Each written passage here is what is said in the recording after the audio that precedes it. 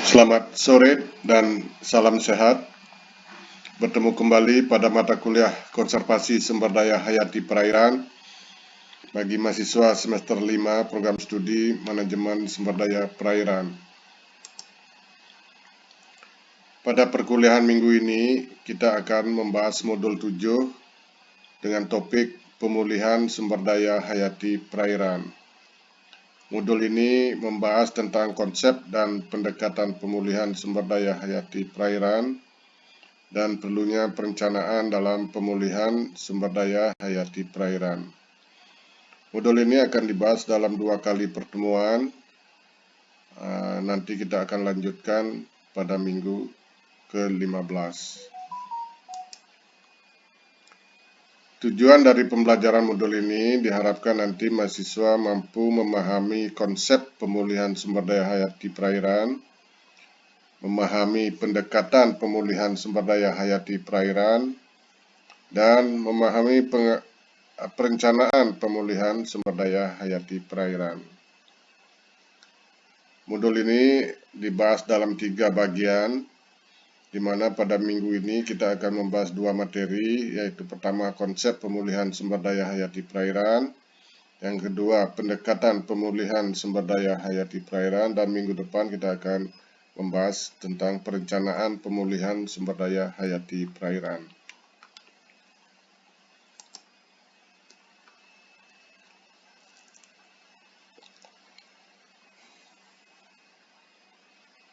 Kita langsung masuk ke materi pertama, konsep pemulihan sumber daya hayati perairan. Kita telah memahami bahwa kerusakan pada sumber daya hayati perairan cenderung semakin meningkat seiring dengan meningkatnya pemanfaatan sumber daya hayati perairan untuk memenuhi berbagai kebutuhan manusia. Nah, kerusakan sumber daya hayati perairan ini telah terjadi secara luas dan termasuk isu global. Oleh karena itu, ada kebutuhan yang mendesak untuk membalikkan penurunan sumber daya hayati dan berupaya untuk memulihkan fungsi serta jasa yang hilang dari sumber daya hayati tersebut dengan memungkinkan pemulihan alami atau dengan pemulihan secara aktif. Dalam konteks pengelolaan lingkungan hidup, pemulihan fungsi lingkungan hidup dapat dilakukan dengan beberapa cara. Di antaranya adalah penghentian sumber pencemaran atau perusakan, kemudian melakukan remediasi, selanjutnya ada rehabilitasi, restorasi, dan atau cara lain yang sesuai dengan perkembangan ilmu pengetahuan dan teknologi.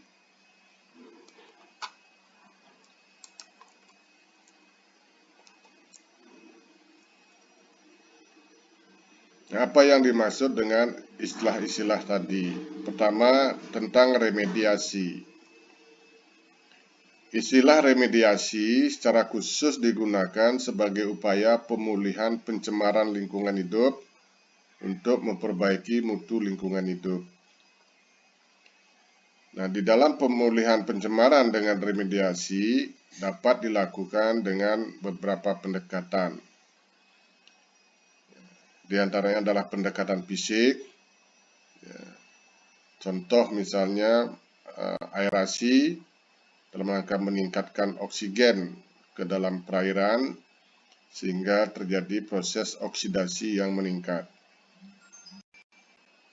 Pengumpulan dan pengambilan kembali bahan pencemar atau dengan cara penyaringan atau filtering. Ada pendekatan kimiawi, yaitu menggunakan bahan-bahan kimia untuk mengumpalkan bahan-bahan pencemar yang disebut sebagai koagulan, atau memecah atau mendegradasi, mengurai bahan-bahan pencemar untuk mengurangi atau menghilangkan efek toksik, efek beracun, atau efek yang berbahaya bagi organisme yang hidup di dalamnya. Ada juga pendekatan remediasi pemulihan ini dengan cara biologis yang disebut juga dengan istilah bioremediasi, yaitu menggunakan mikroorganisme untuk mengurai bahan pencemar di lingkungan. Selanjutnya tentang konsep restorasi dan rehabilitasi. Kedua istilah ini sering digunakan secara ditukarkan ya dalam konteks yang sering tidak jelas. Nah, kalau kita melihat teori restorasi ekologi, jadi restorasi itu adalah upaya pemulihan untuk menjadikan lingkungan hidup atau bagian-bagiannya berfungsi kembali sebagaimana semula. Seringkali di dalam konteks pemulihan sumber daya hayati perairan, baik pada tingkat populasi maupun pada tingkat spesies maupun ekosistem, sangat sulit untuk mengembalikan ya, ke kondisi semula. Kenapa? Karena seringkali kita tidak memahami atau tidak tahu bagaimana kondisi semula dari suatu sumber daya hayati sebelum mengalami kerusakan. Nah, sedangkan rehabilitasi adalah proses pemulihan dan perbaikan kondisi lingkungan hidup yang telah rusak walaupun hasilnya dapat berbeda dari kondisi semula. Jadi tidak membutuhkan referensi atau acuan tentang kondisi semula. Nah, dalam konteks ini biasanya rehabilitasi ditujukan terutama untuk memulihkan atau pemulihan fungsi ya, dari lingkungan hidup. Nah, itu bedanya restorasi dengan rehabilitasi. Kalau restorasi adalah upaya pemulihan untuk kembali ke semula fungsinya, ya, sedangkan rehabilitasi kondisi yang dipulihkan tidak harus kembali seperti kondisi semula. Dengan demikian, terdapat perbedaan yang jelas dan tegas antara restorasi dan rehabilitasi dan restorasi ditinjau dari hasil akhir dari upaya pemulihan dan beserta tujuan dan strateginya. Nah, rehabilitasi menekankan tujuan pada perbaikan proses ekosistem, produktivitas, dan jasa ekosistem. Sedangkan restorasi ini mencakup juga tujuan pembentukan kembali keutuhan biotik yang dulunya sudah ada dalam hal komposisi spesies dan struktur komoditas, di samping tujuan perbaikan proses ekosistem, produktivitas, dan jasa ekosistem. Nah, oleh karena itu, restorasi mencakup juga kegiatan rehabilitasi. Jadi, kegiatan rehabilitasi ini bagian daripada restorasi.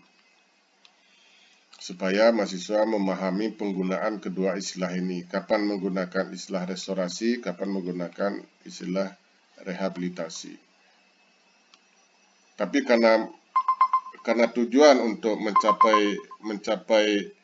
mencapai restorasi ini adalah hampir sulit dicapai, maka seringkali juga restorasi digunakan juga untuk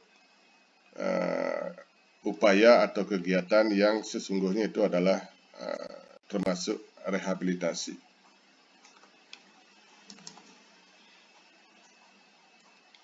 Selanjutnya materi kedua tentang pendekatan pemulihan sumber daya hayati perairan. Dalam hal pemulihan sumber daya hayati, langkah-langkah pemulihan dibedakan antara pemulihan yang terkait dengan sumber dampak dan langkah-langkah pemulihan terkait hasil dampak. Ya, jadi pemulihan terkait dengan sumber dampak yang ditujukan kepada sumber yang menimbulkan kerusakan pada sumber daya hayatinya. Dan sedangkan langkah-langkah pemulihan terkait dengan hasil dampak adalah pemulihan dari dampak yang diakibatkan oleh suatu gangguan. Cara lain untuk mengklasifikasikan teknis pemulihan adalah pendekatan statis dan struktural atau pendekatan terkait proses. Terdapat beberapa pendekatan dalam pemulihan sumber daya hayati perairan atau sumber daya ikan dan lingkungan perairan. Pendekatan tersebut dapat diterapkan secara tunggal atau melalui gabungan beberapa pendekatan tergantung pada tingkat kerusakan dan tingkat hasil yang diharapkan dari upaya pemulihan. Nah, beberapa pendekatan pemulihan sumber daya ikan dan lingkungan perairan dalam konteks sumber daya hayati perairan. Pertama adalah pengayaan sumber daya hayati perairan.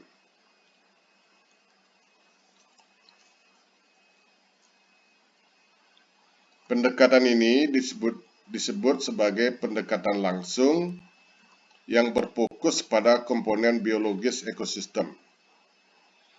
Jadi melalui pengayaan sumber daya hayati perairan ini, jadi upaya pemulihan itu langsung berfokus kepada komponen biologisnya.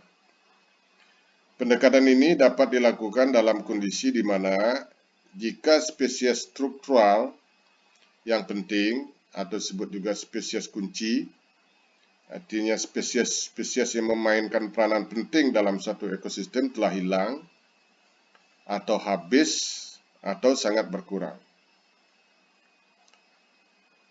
Kemudian jika spesies pengontrol suatu ekosistem telah hilang atau berkurang, karena di dalam ekosistem itu ada spesies yang berfungsi sebagai pengontrol, ya, pengendali supaya terjadi keseimbangan dalam ekosistem. Misalnya ada ikan sebagai pengontrol daripada tumbuhan air, ya. Begitu juga ada predator yang mengontrol tropik level di bawahnya. Jika terjadi pengurangan spesies target ini artinya spesies yang menjadi sasaran penangkapan, karena penangkapan ikan yang berlebihan atau dampak akut pencemaran terhadap spesies target. Kemudian jika spesies pada level tropik tertentu sangat dominan, sehingga menimbulkan pemaksaan yang tinggi terhadap spesies atau elemen ekosistem, sehingga terjadi ketidakseimbangan dalam produktivitas primer.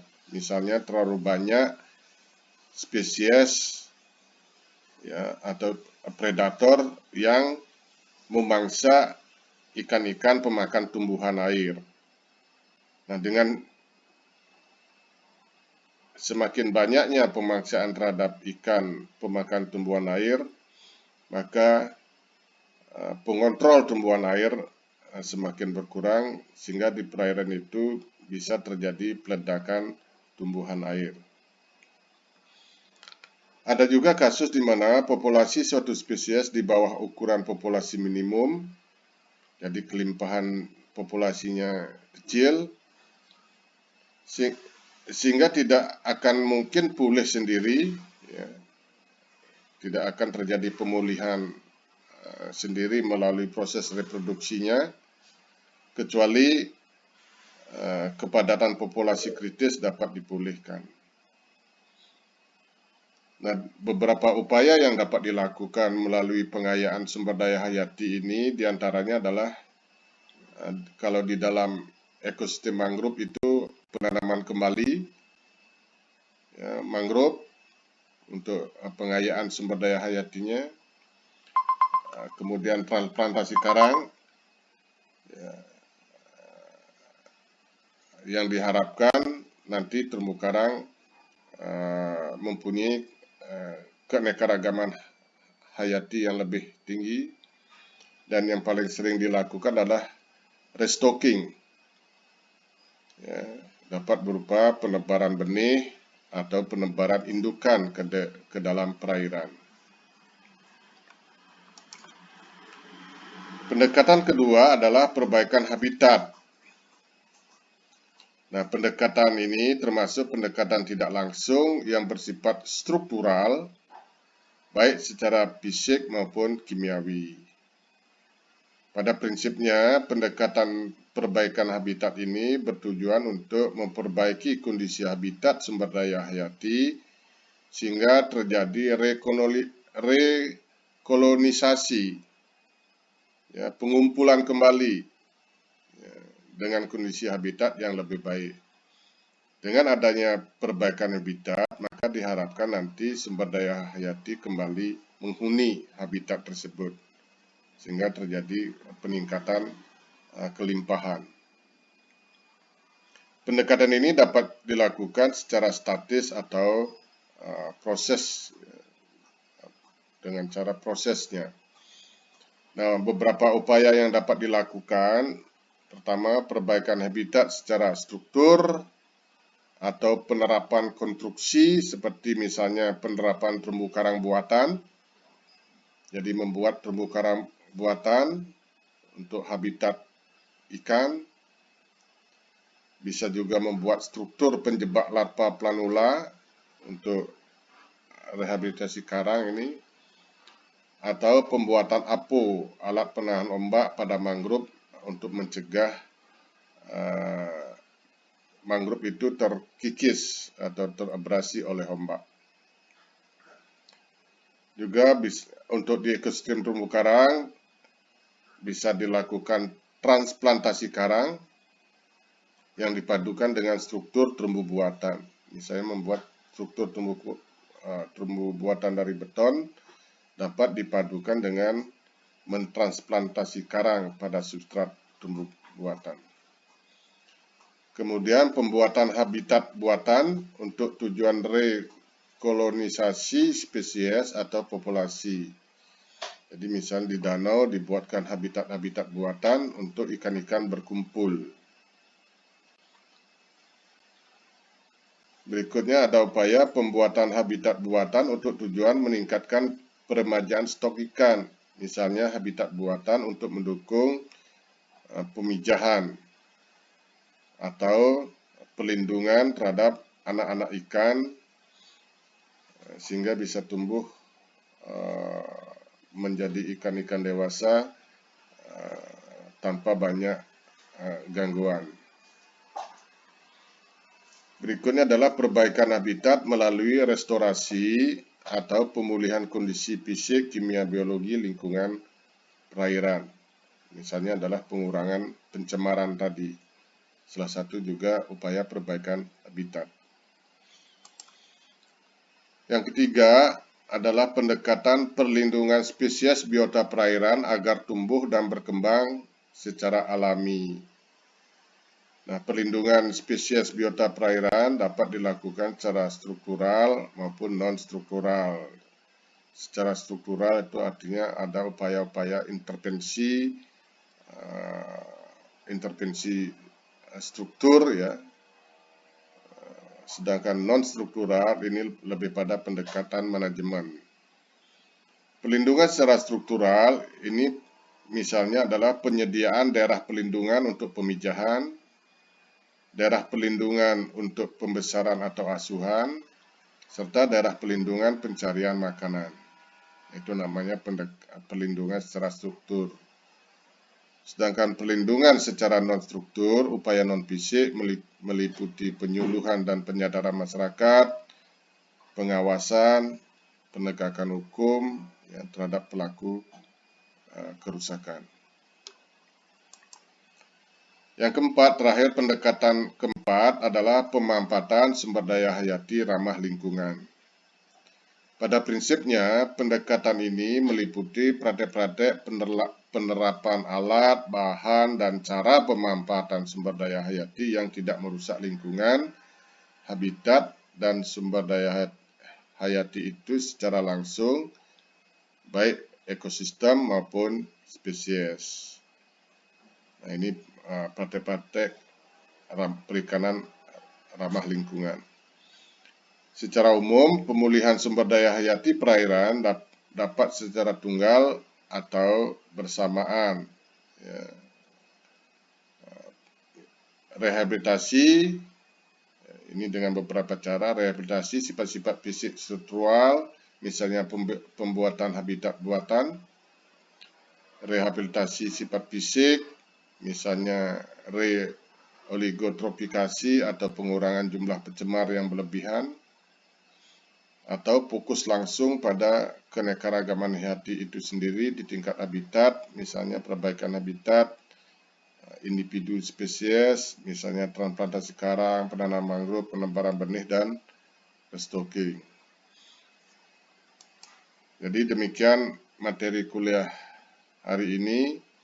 Kita akan ketemu pada sesi diskusi.